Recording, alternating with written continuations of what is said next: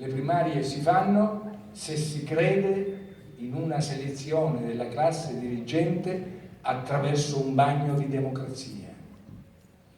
Avrei potuto, facendo magari leva a qualche, se mi consentite dal punto di vista umano, legittimo risentimento per i torti subiti nel passato e credo non meritati, per essere stato sollecitato a fare scelte di candidature 5 anni fa e non certo per essermi autocandidato, avrei potuto dire, cedendo alle pressioni dei miei amici del movimento Diventerà Bellissima, beh sì, sono il candidato, mi tocca una rivincita, beh sì, siamo stati traditi 5 anni fa, adesso non più, dobbiamo necessariamente recuperare. No, nessun tradimento, nessun risentimento, nessuna rivincita.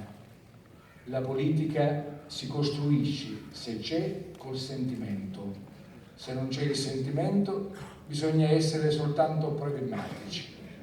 Ecco, io credo di avere fatto, assieme ai miei amici, assieme a Giuseppe e a tanti altri che ci hanno creduto, la scelta migliore. Facciamo le primarie. Nessuno deve poter dire, beh, voi vi state imponendo un candidato. Facciamo le primarie. Io ringrazio il movimento che ha voluto ancora una volta e con forte determinazione e con grande affetto fare il mio nome. Mi inorgoglisce, perché nasconderlo? Bravo Nello! È umano. Ma io ho detto con chiarezza, amiche e amici, non mi interessa fare l'autocandidato. Siccome la coalizione deve essere ampia e non deve essere soltanto la coalizione del centrodestra, non mi stanco di ripeterlo,